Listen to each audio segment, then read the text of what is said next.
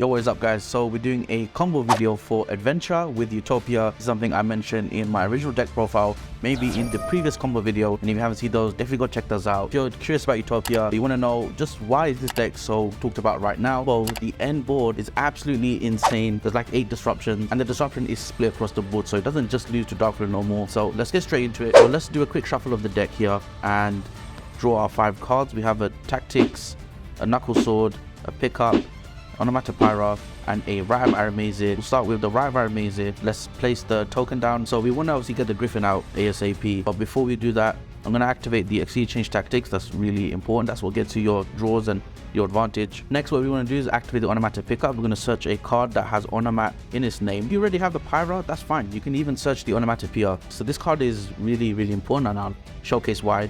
We want to actually activate the Onomatopoeia, and to do that, we're going to discard the Knuckle Sword, which actually is a brick, because we usually want to draw that with the Heroic Envoy. But these are the 3 cards you always want to see no matter what type of Utopia deck you're playing. Now let's start going crazy. Then bring it on! We're going to summon the Onomatopoeia and then search the Draco back because we summoned a monster. I'm also going to search the Griffin. So the next part of Fatal Adventure to resolve this effect is you got to discard a card, right? That's where it gets interesting. We want the glove in the grave because we control Onomatopoeia, right? So we're actually going to discard this, and then now we can just special the Griffin. Now, because we control the Onomatopoeia, we can actually special the glove from the grave, and there's our level 4s. And then because the Onomatopoeia meets the requirements of Coat, we can special the Coat now. Now we can do an Exceed Summon. So what do we want to search always? We want to go for the Utopic Sage, and I'll tell you why. Because we need to get to the Ascended Sage that gives us rank up spell. We're going to overlay these for the Utopic Sage. We're actually going to use this effect. We want both materials in the grave, and now we have the materials for a Utopia double. Before we do that though, we want to activate Coat's effect. We want to special the Utopic Onomatopoeia from the grave because the Pia was a special summon monster. If we draw some cards that meet the requirements like a Coat or a glove, you can actually special summon them. What we're going to do, we're going to overlay these guys. Some chain links are going to happen here. Chain link 1 is Utopia doubles effect. Chain link 2 is ZS Ascended Sage, and then we're going to chain block those 2 very important effects with the Exceed Change Tactics. So let's do that first. We're going to draw 1 card. Okay, we didn't draw the double or nothing. I was scared.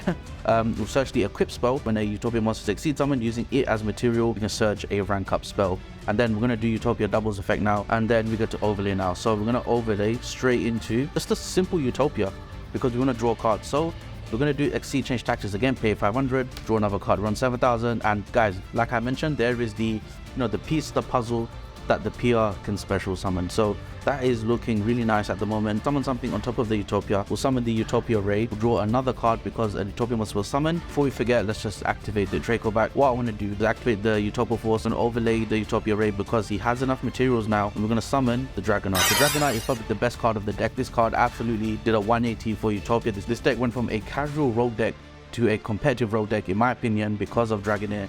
So now that we summon Utopia, we're also going to draw a card. We're going to activate Pia's effect. We're going to special summon a monster that meets its requirements, which is the Coat.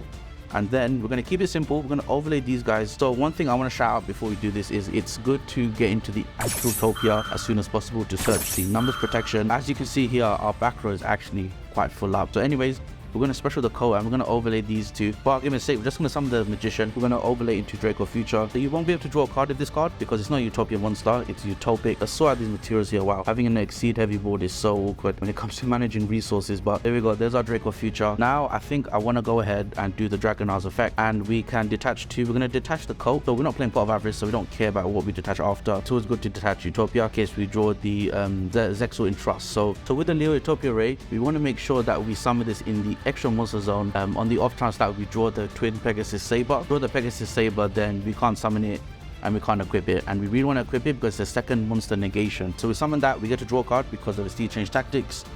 Okay, we actually drew the Twin Pegasus Saber, drawn at least 4 cards. So its effect is, it's an inherent summon. We can special summon it because we have less life as our opponent. We have 2k specifically, and then activate its effect to equip to the Leo Utopia Ray. So now our back row is completely full. If you had the numbers protection, combo line, go for that. That's busted. But anyways, that is what we have so far. And guys, I think we can pass our turn to the opponent and then activate Dragonair's effect. In the opponent's draw phase, we're going to detach 2 materials. What is probably, I want to say, the best material you can summon is the Hope Harbinger Titanic Galaxy. So something that is really interesting here is during the combat I put this in my hand, but I didn't attach this card to the Leo Utopia Ray, and if I did, I might have some trouble. But at the same time, because Hope Harbinger doesn't need to detach a material to negate a spell, you are actually okay. So if you did attach this during the Change Tactics effect when you drew a card when Leo was summoned, it's not the end of the world. So this is basically the combo. We get to reattach this to the Dragonair here, sorry, to the Titanic Galaxy, and that is a pretty impressive first turn, guys. This is why I think this deck is not a casual deck anymore. This is definitely a competitive rogue deck. So what we have is a Draco Future with, you know, it comes from our card effects, and then it can negate a monster effect and then steal the monster.